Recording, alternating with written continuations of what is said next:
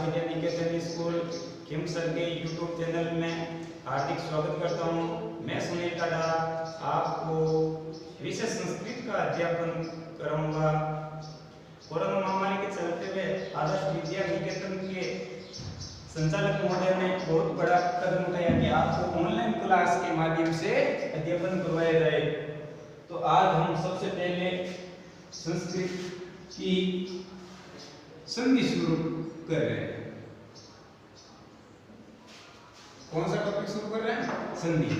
अब संधि क्या होती है? पहले ये समझो। संधि दो या दो से अधिक वर्णों का मेल होना ही क्या कहलाता है? संधि। यानी दो या दो से अधिक वर्णों का मेल होने के बाद में उनके अर्थ में जो परिवर्तन या विकार उत्पन्न होता है उसे हम क्या कहते हैं? संधि कहते हैं। तो संधि की परिभाषा दो या दो से अधिक वर्णों का मेल होने पर उनके अर्थ में जो परिवर्तन या विकार उत्पन्न होता है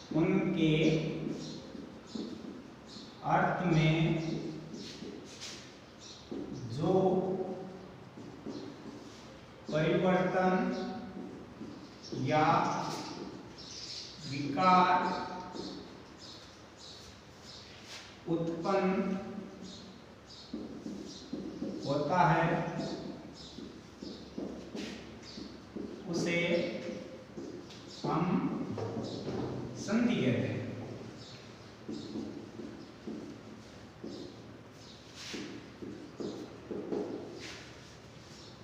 दो या दो से अधिक वर्णों का मेल। समास में क्या होता है? यहाँ पर दो या दो से अधिक शब्दों का मेल, और संधि में होगा दो या दो से अधिक वर्णों का मेल। यानी दो या दो से अधिक वर्णों का मेल होने पर उनके अर्थ में जो परिवर्तन या विकार उत्पन्न होता है उसे हम क्या कहते हैं? संधि कहते हैं। जैसे ये संधि नाम है। संधि नाम जैसे नाम सम प्लस धी। सम यानी समान, धी यानी बुद्धि, यानी समान रूप की बुद्धि। अब सम प्लस धी यानी म और ध का मेल होगा। ये म क्या वर्ण है, ध क्या है वर्ण है। तो दो या दो से अधिक वर्ण, दो वर्ण मिले और दो वर्ण मिलने के बाद में उनके अर्थ में जो परिवर्तन या विकार उत्पन्न होगा, जैसे नाम बनेगा संधि। अब ये संधि का अर्थ क्या निकल जाएगा? समझौता। क्या अर्थ होगा? समझौता। संधि में भी कौन सी संधि होगी? अनुस्वार व्यंजन, अनुस्वार व्यंजन संधि। कौन सी संधि होगी? अनुस्वार व्यंजन संधि। अब ये चीज संधि में संधि के प्रकार, संधि के तीन भेद या प्रकार होते हैं। कितने भेद होते हैं? तीन। पहला आ गया स्वर, जिसका दूसरा नाम है अच, स्वर या अच संधि। दूसरा व्यंजन या हल संधि, व्यंजन का दूसरा नाम होता है हल। तीसरा विसर्ग संधि। तीसरी संधि कौन सी होती है? विसर्ग संधि। अब देखो ये तीन नाम ही है। जैसे स्वर है, स्वर में क्या होगा? इसमें दो या दो से अधिक स्वरों का आपस में मेल होगा। दो या दो से अधिक स्वरों का आपस में मेल। व्यंजन है, व्यंजन में क्या होगा कि एक स्वर या व्यंजन, एक स्वर या एक व्यंजन या दोनों ही व्यंजनों का। जैसे पूर्वपद के अंतिम वर्ण में आ जाएगा कोई व्यंजन के बाद में कोई स्वर या व्यंजन आए तो भी वहां पर कौन संधि होगी? व्यंजन संधि। तीसरी संधि होती है विसर्ग। विसर्ग का अर्थ है कि इस विसर्ग का रूप परिवर्तन होता है। विसर्ग का रूप परिवर्तन होता है। ठीक है। अब सबसे पहले हम स्वर संधि पढ़ेंगे। स्वर संधि में भी जैसे कि स्वर नाम से ही पता चल जाएगा। जैसे नाम है स्वर। स्वर किसे कहते हैं? यानी वे वर्ण जिनका उच्चारण हम स्वतंत्र रूप से करते हैं वे कहलाते हैं स्वर। यानी जिनका उच्चारण करने में या बोलने में हम किसी भी अन्य वर्ण की सहायता नहीं लेते हैं वे कहलाते हैं स्वर। यानी स्वर वर्ण जिनका उच्चारण करने में या बोलने में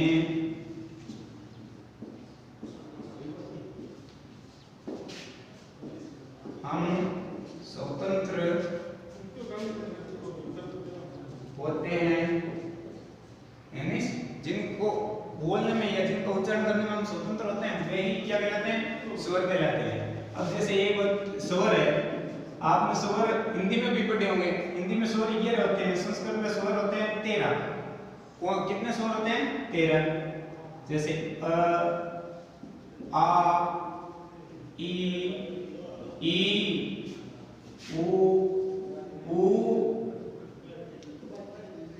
री, ल, आई, ओ, आओ। 1 2 3 4 5 6 7 8 9 10 11 12 और 13। कितने स्वर होते हैं? 13। अब 13 स्वर है। स्वर के प्रकार, स्वर के प्रकार, स्वर के प्रकार, स्वर कितने प्रकार का होता है? 3 प्रकार का। मूल रूप से 2। सभी किताबों में देखेंगे तो 2 ही मिलेगा। जैसे दीर्घ स्वर या ह्रस्व स्वर। पहला दीर्घ, दूसरा ह्रस्व या ह्रस्व या दीर्घ जो भी बोलो। लेकिन एक और तीसरा होता है प्लुत स्वर। कौन सा स्वर होता है? प्लुत स्वर, यानी दीर्घ या ह्रस्व स्वर। अब जैसे दीर्घ स्वर है, सबसे पहले हम ह्रस्व स्वर को देखते हैं। तो ह्रस्व स्वर में क्या आता है? ह्रस्व स्वर यानी वे स्वर जिनका उच्चारण करने में या बोलने में हमें बहुत कम समय लगता हो, यानी एक मात्रिक, जिनकी मात्रा कितनी हो? एक मात्रा का समय लगे। ये होते हैं संस्कृत में कुल 5। कितने होते हैं? 5। कौन कौन से होंगे? अ, ई, उ, रे, ल। दूसरा होता है दीर्घ स्वर। दीर्घ स्वर कौन से स्वर होते हैं? वे स्वर जिनका उच्चारण करने में या बोलने में हमें ह्रस्व स्वर से अधिक या दुगुना समय लगता हो, वह दीर्घ स्वर होते हैं 8। कितने होते हैं? 8। 8 कौन कौन से? आ, ई, उ, री, आई, ओ, आओ। ये 8। अब इनका उच्चारण करने में बोलने में जैसे देखते हैं तो इनका उच्चारण करने में ये बोलने में ये आ है। आ किससे मिलकर बना था? अधन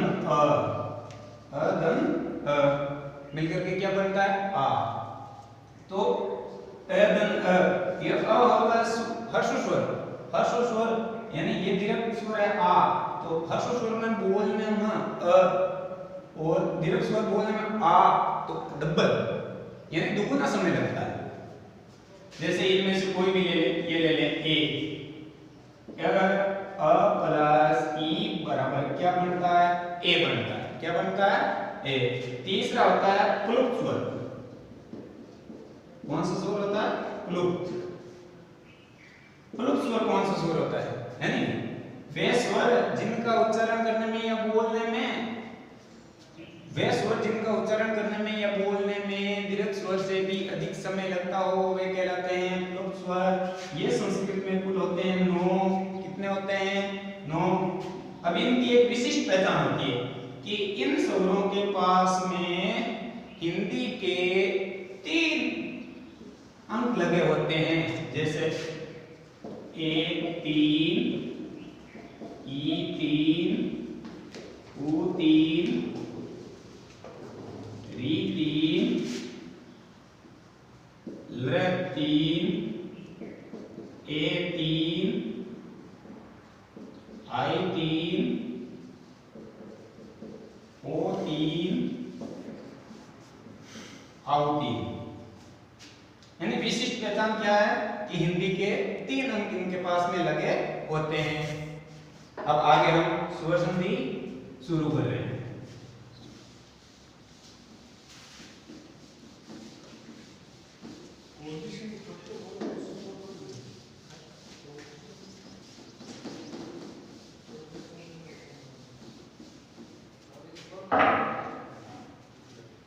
स्वर संधि, स्वर संधि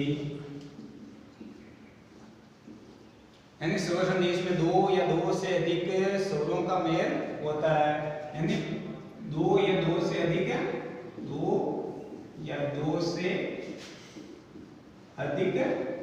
स्वरों का मेल।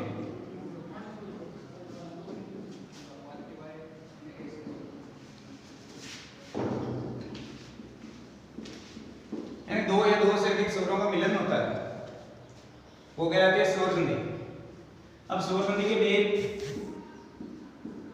स्वर संधि के भेद टोटल 8 भेद होते हैं, लेकिन सभी किताबों में का निष्कर्ष निकालने पर इनके मूल रूप से 7 भेद दिए हुए हैं। जैसे सबसे पहले दीर्घ स्वर संधि। अब दीर्घ स्वर संधि है, कौन संधि है? दीर्घ स्वर संधि है, पूर्ण स्वर संधि, वर्ती स्वर संधि, यंग स्वर संधि, अयति स्वर संधि, पर रूप स्वर संधि, पूर्व रूप स्वर संधि। हम सबसे पहले पढ़ेंगे दीर्घ स्वर संधि, यानी जब पूर्व पद के अंतिम वर्ण में कोई ह्रस्व या दीर्घ स्वर हो तथा उसके बाद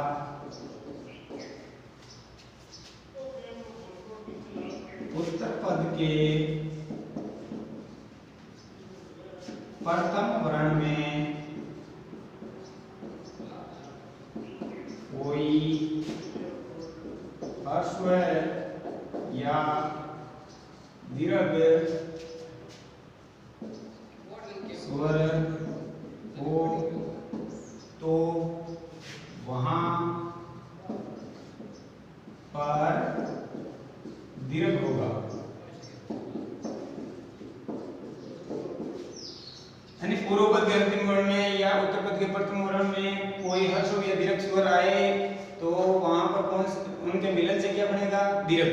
तो वहां पर होगी दीर्घ स्वर संधि। हाँ, दीर्घ स्वर संधि का सूत्र नंबर पहला,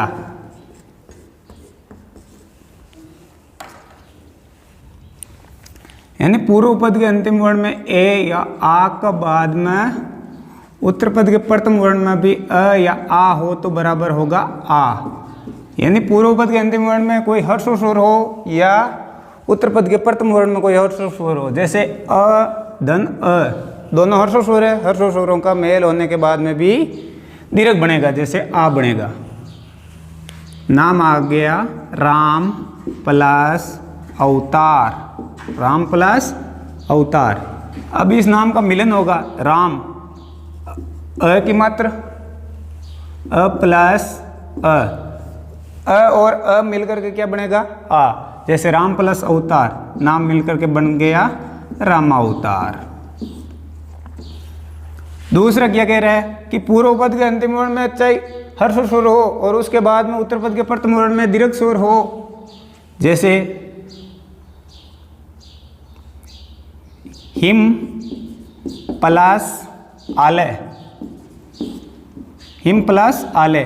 पूर्व पद के अंतिम वर्ण में हिम, अ के मात्र ह्रस्व स्वर के बाद में दीर्घ स्वर, बराबर क्या बनेगा? दीर्घ स्वर। तो हिम प्लस आलय का क्या बन जाएगा?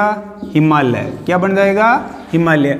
अब दूसरी चीज कि अगर पूर्व पद के अंतिम वर्ण में दीर्घ स्वर हो और उसके बाद में उत्तर पद के प्रथम वर्ण में कोई ह्रस्व स्वर आए तो भी दीर्घ स्वर होगा, जैसे विद्या प्लस अर्थी, विद्या प्लस अर्थी, नाम मिलाएंगे, क्या नाम बनेगा? विद्यार्थी। दूसरी चीज के पूर्व पद के अंतिम वर्ण में कोई दीर्घ स्वर हो और उसके बाद में उत्तर पद के भी प्रथम वर्ण में कोई दीर्घ स्वर आए, जैसे नाम आ गया विद्या प्लस आलय बराबर नाम बनेगा विद्यालय। अब इन चारों शब्दों की हमने संधि की, जैसे राम प्लस अवतार, राम अवतार, राम का अवतार, अवतार यानी पुनर्जन्म, राम का अवतार के रूप में, यानी राम का भी अर्थ निकल रहा है, अवतार का भी अर्थ निकल रहा है। यानी संधि ये होती है कि इनमें दोनों ही पदों अर्थात दोनों ही शब्दों का अर्थ निकलना जरूरी है। अब सूत्र नंबर 2, दूसरा सूत्र क्या कह रहा है कि पूर्व पद के अंतिम वर्ण में ई या ई हो और उसके बाद में उत्तर पद के प्रथम वर्ण में भी ई या ई हो, ई या ई हो तो बराबर दीर्घ ई होगी। जैसे कि नाम आ गया कपि प्लस इंद्र, कपि प्लस इंद्र, यानी पूर्व पद के अंतिम वर्ण में क्या ई और उत्तर पद के प्रथम वर्ण में भी क्या ई, यानी छोटी छोटी मिलकर के क्या बनेगी बड़ी, नाम क्या बन जाएगा कपि प्लस इंद्र कपिंद्र, क्या नाम मिल जाएगा कपिंद्र। अब इसी प्रकार से हम नाम देखते हैं, जैसे गिरी प्लस ईस, गिरी, गिरी का अर्थ होता है पर्वत, कपि का अर्थ बंदर, यानी गिरी प्लस ईस नाम मिलकर के बन जाएगा गिरीश, यानी ईश यानी ईश्वर, गिरी यानी पर्वत, पर्वतों का ईश्वर, पर्वतराज। इसी भी प्रकार के कोई दूसरे उदाहरण देख ले, जैसे रजनी धन ईश, रजनी, रजनी का अर्थ क्या होता है रात, रजनी शब्द भी शुद्ध होने चाहिए, जैसे ये रजनी है, इस रजनी का कोई अर्थ नहीं निकल रहा है, ये रजनी है, रजनी का अर्थ निकल रहा है रात्रि, यानी रजनी प्लस ईश रजनीश। इसी भी प्रकार अब सूत्र नंबर 3, सूत्र नंबर 3 क्या कह रहा है कि पूर्व पद के अंतिम वर्ण में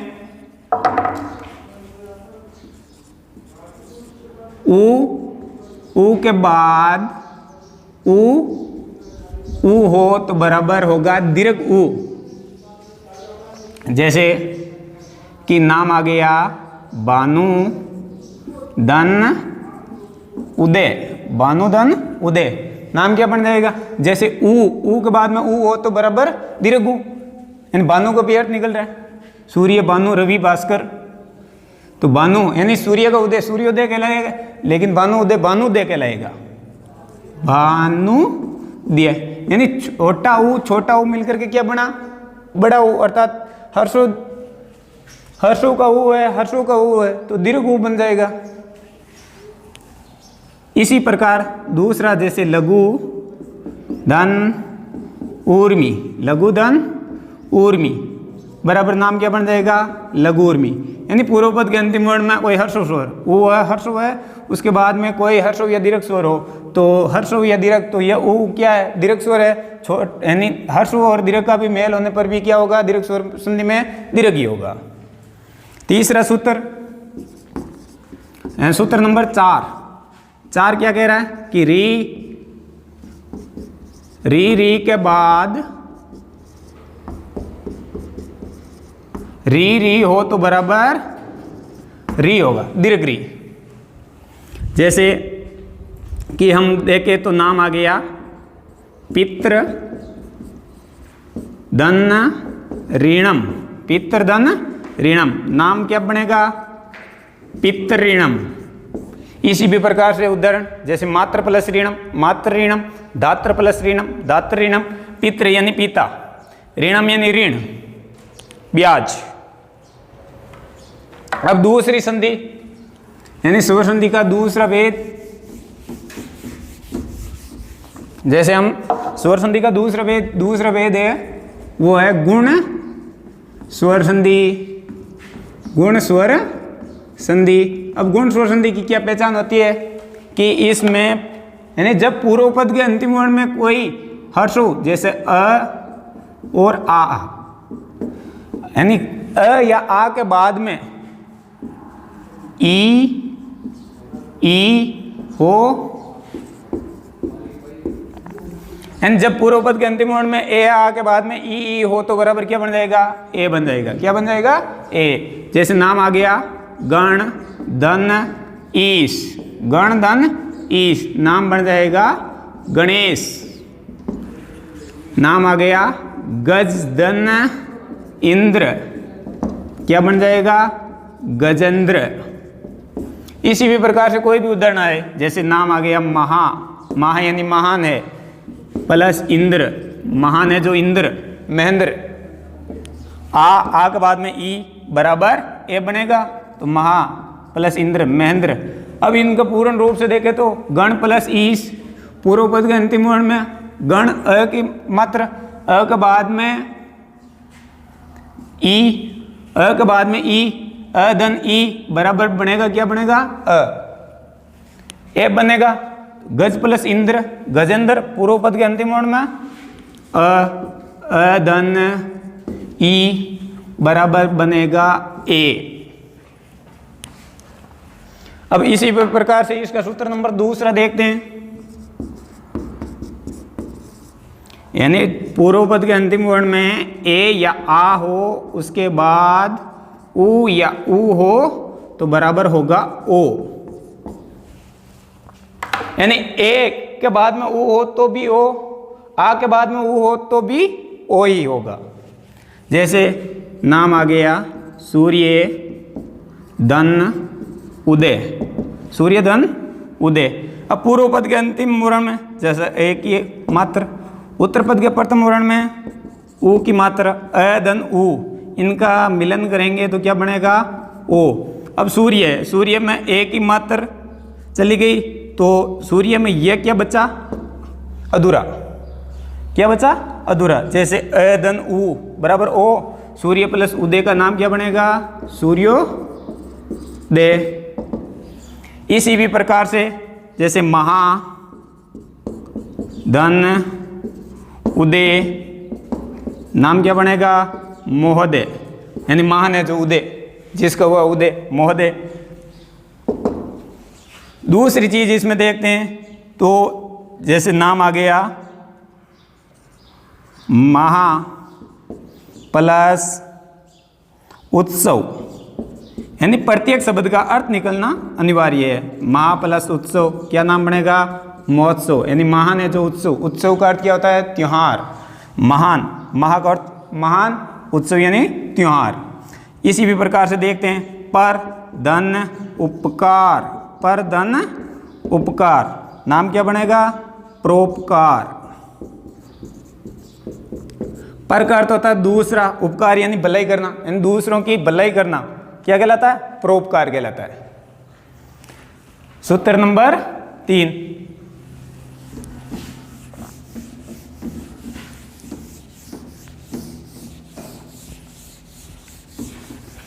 सूत्र नंबर 3 क्या कह रहा है कि पूर्व पद के अंतिम वर्ण में अ या आ के बाद में उत्तर पद के प्रथम वर्ण में री हो तो बराबर होगा अर। जैसे नाम आ गया महाधन ऋषि, महाधन ऋषि, महान है जो ऋषि, ऋषि यानी ऋषि मुनि, यानी दोनों ही शब्दों का अर्थात प्रत्येक शब्द का अर्थ निकल रहा है। महाधन ऋषि यानी आ के बाद में री, तो आ के बाद में री, आ और री का क्या बनेगा? अर। महा में आ ह बचा, री का मिलाया अर बना, ह पूरा, रह क्या बचा? आधा। तो इसमें विशेष तौर से याद रखना है, किसी भी शब्द के ऊपर आधा रे आए वहां पर गुण स्वर संधि होगी। जैसे नाम क्या बनेगा? महाधन ऋषि महर्षि। इसी भी प्रकार से देखें तो देव धन ऋषि, देव धन ऋषि, यानी पूर्व पद के देव, देवा का अर्थ नहीं निकलता, देव का अर्थ निकलना जरूरी है। देव प्लस ऋषि यानी देवर्षि, क्या अर्थ निकल रहा है? यानी शब्द क्या बन रहा है? देवर्षि, यानी देवों के ऋषि, देवों के ऋषि।